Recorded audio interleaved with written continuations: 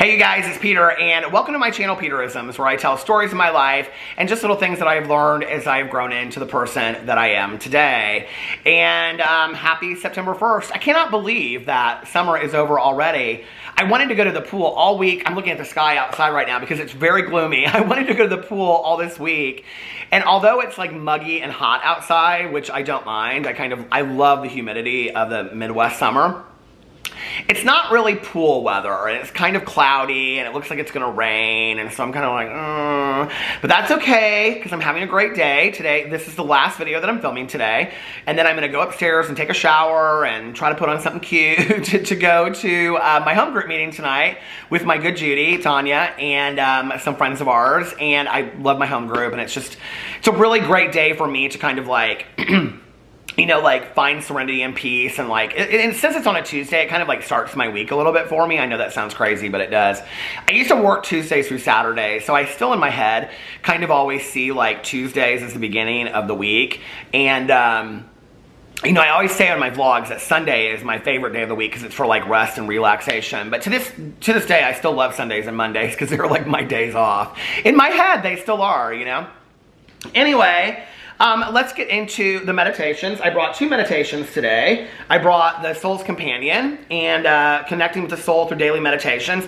I've been reading these on here on the videos, and I really am enjoying these. My mom gave me this book on my 5th sobriety birthday.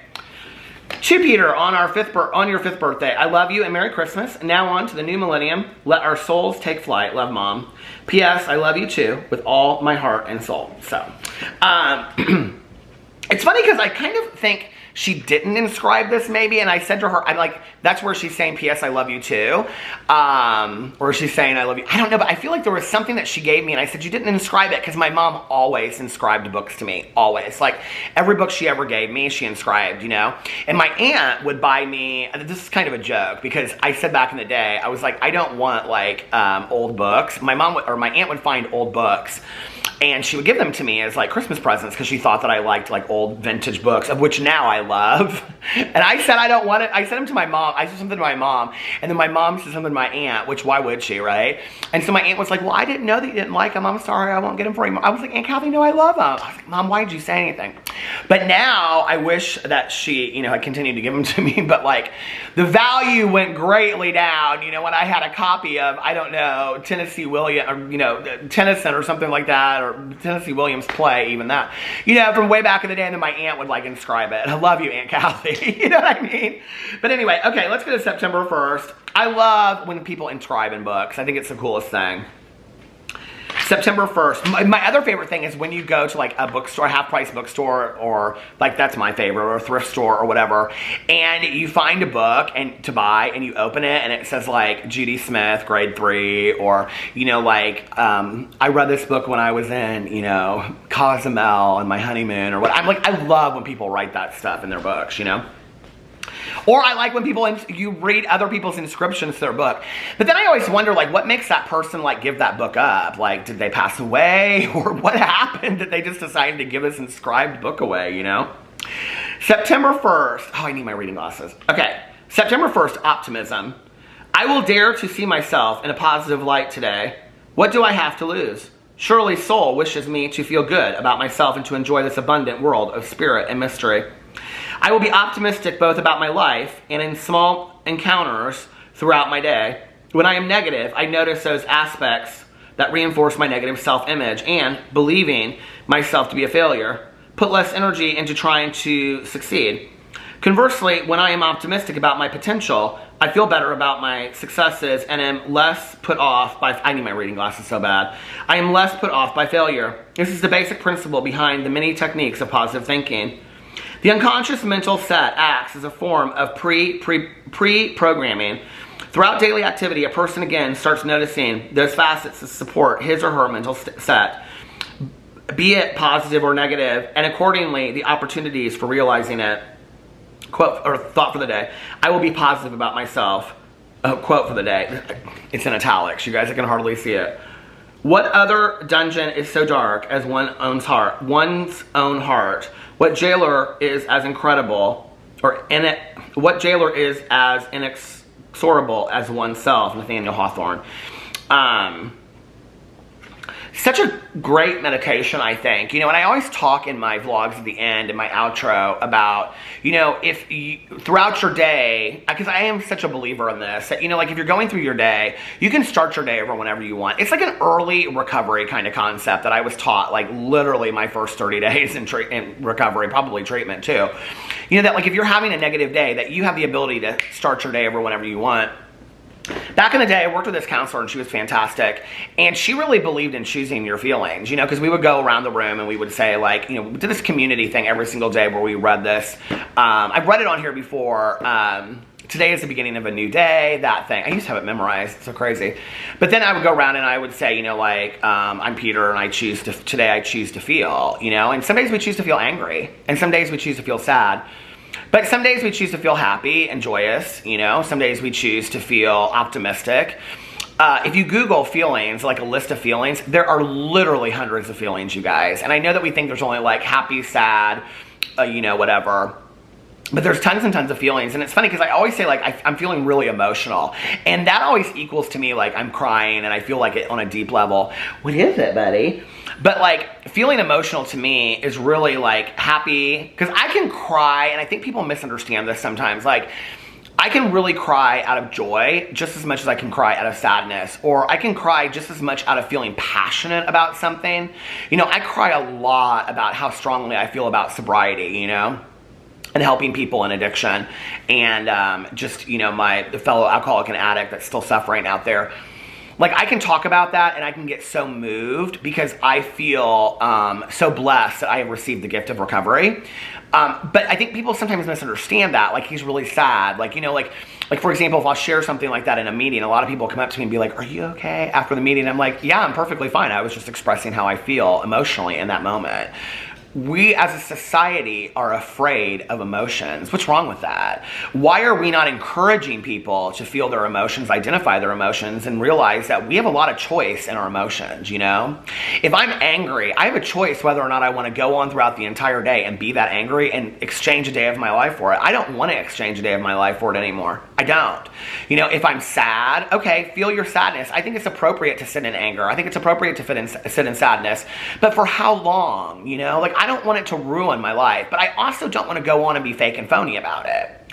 So I allow myself some time, or I'll journal about it, or I'll sit down and journaling for me is basically just writing it out and inventorying it, and I'll take a look at what's really going on. Like, why am I, he's like, do you see this? He's like, wherever my hand goes, he goes. I'll like really look and see, well, what's going on with you? Why are you feeling so emotional about this? You know, or why are you so angry? Or why are you so sad? And typically when I break it down, you know, for me, like, anger is a secondary emotion. Typically when I'm angry, it's because my feelings are hurt. I'm really hurt about something, and then it goes to anger. But I don't want to feel that way, and I don't want to have hurt feelings, you know? And to sit in hurt feelings is different than sitting in anger, isn't it? And if I'm sad, maybe it's sad because I have, like, justifiable sadness in my life. Maybe it's because, you know, like the day my mom passed away, or my aunt or uncle. Well, that makes sense. I think it's okay to be sad on those days and for many days to come. I would hope we would feel sad. I think that is appropriate emotions, right? But to be sad, let's say, for 6 weeks in a row because I didn't get my way on something that I wanted, well, self-pity is not necessarily a great place to sit for very long, and I don't think it does us a whole lot of good, right? So I think that's when we have to kind of evaluate and write down. An inventory is basically, if you go into your pantry. I know I say inventory a lot on here. People are like, well, I don't know what that means, right? So go into your refrigerator and make a list of everything that's in your refrigerator, okay? And ask yourself, like, put a checklist, you know, good, bad. This is just an example. This is not how we do it in 12-step programs, but I'm just making an example of how you could do inventory if you weren't in a 12-step program, right? So you look at it and you say, okay, what's good and what's bad? Like, well, this fruit's dying, X, but like this mayonnaise is still good, check, right? And then you decide what you're going to keep and what you're going to get rid of. And when you're getting rid of it, you look at it and you say, like, did it have any value? Does it still have value to me? Okay, these bananas are dead, but can I turn them into banana bread? I made a review video about banana bread today, you know? Or, you know, like, maybe I could, like, you know, like, I'm not going to eat a lot of this canned food that I have. Could I donate it? Is there something that I can do with this? So is there a way for me to turn these deficits into something positive? You know what I mean? Like, that's what inventory is, an evaluation and looking at all of that. So when you're evaluating your feelings and your emotions and you're looking at them and you're asking yourself, like, and this is what I do on a daily basis, it's just real simple, you know? If I'm angry or if I'm sad, I look at it and I ask myself, why am I feeling like this today? What's going on with me? And then I literally make a list and I write down what's going on with me. I write down all of my authentic, real, genuine feelings. And what authentic, genuine, real means is they are not catchphrases of 2020, okay? They mean what is going on deep, deep, deep down inside of you, okay? So if I'm sad, maybe it's, I miss my mom today, okay? But maybe number 2 is, I'm sad because I didn't get my way and I felt like I deserved it. Well, that's self-pity and that's self-centeredness, okay? So then I need to take a look at that. What can I do with that self-centeredness, okay? Well, the opposite of self-centeredness is service. So to get out of myself, go serve somebody else. And so if I'm in a situation where I'm feeling bad for myself or whatever, I typically try to get out of myself and maybe go do service to somebody else or something like that. You know what I mean? Like, or if I'm down and I'm looking at it and I'm angry and my feelings are hurt because, I don't know, maybe somebody had a better idea than I did or something, you know what I mean? I'm like, I had that idea first and I, blah, blah, blah, blah, whatever, you know? And, you know, what's the opposite? What can I do with that? Well, push harder to be more creative, push harder to come up with new ideas. And then maybe you'll find something that you were more excited about, you know? So it's all just asking yourself what those emotions are about. But it's important to allow yourself to feel your emotions, not to stuff them. Stuffing them means that I don't acknowledge it. I just go, hello, hi, how are you? Blah, blah, blah, blah, blah, blah, blah. We all know people like that. Okay, they're dying inside. They're literally, they are some of the saddest people to me because they are dying inside. I'm not talking about somebody that has grace and serenity and peace and you can just see they're so calm in their face. I'm talking about people that are, literally dying inside because they will not share a real emotion. Like if you hear on my drama channel, I'll say this a lot. Like I'll say about somebody that I've watched on YouTube, you know, I've never seen that person be genuine for 1 second on YouTube. That's scary when you're talking about people that have been on there for 5 or 10 years, you know, it's like, have you ever been around somebody that you feel like I've never had a genuine conversation with you, never once? It's always just like, oh, hi, how are you? Yeah, the kids, they're great. Like,